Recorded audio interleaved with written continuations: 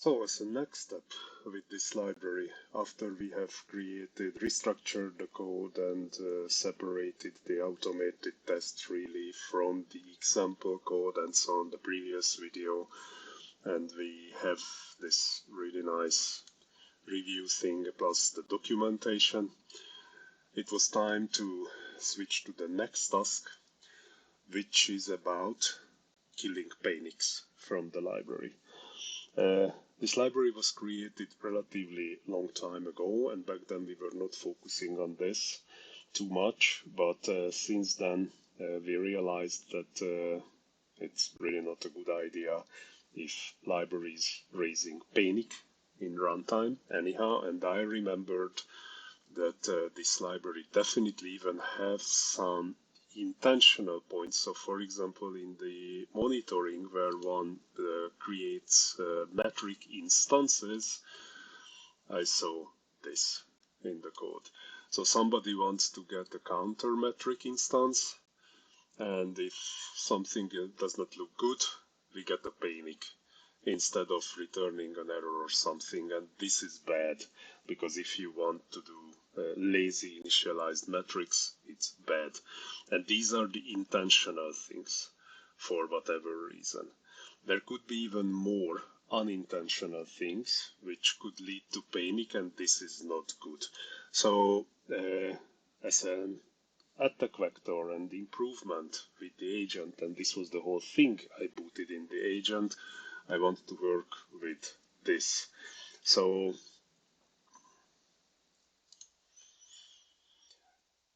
let's take a look at this prompt.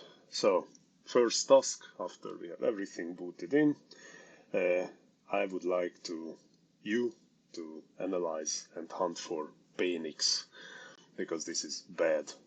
So the agent did some analysis after this and started to document me into this plan file. We will take a look soon, and came up with a huge, massive list of panic situations.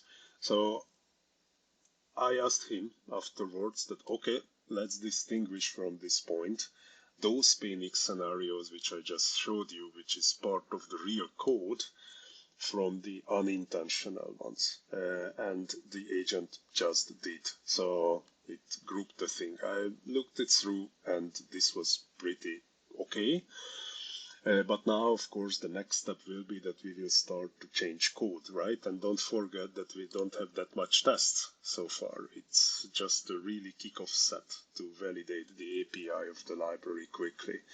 So what I told the agent that I would really like to follow test-driven development pattern here and do some analysis if we can craft some test cases before we start doing. So it did.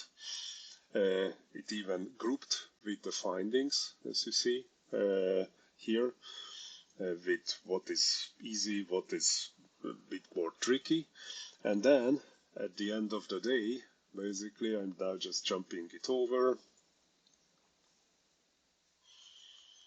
The next prompt was, okay, I will want to start with group 2, so the unintentional panics possibilities, because we very likely need to change the API of the library for group 1. So based on that, can you craft me an iterative plan into the plan.md file? Just as a reminder, that's this, the eliminate panics runtime. So we can do step-by-step approach. And then he just did this, actually. So why we are doing this? Crashes are really not good. What will be changed? Oh, sorry, wrong button. So what will be changed? This. And here is group 1, explicit panic calls. Here is group 2, unwanted indirect crash problems, with examples, as I asked him to do that. And then here is the implementation steps. So the analysis done. Group 2 is what we start with. Here is the list of scenarios. And finally, we go to group 1, which likely API change is needed. And now everything is, as an implementation plan, is documented in these steps. So what I will start doing now is to execute these steps.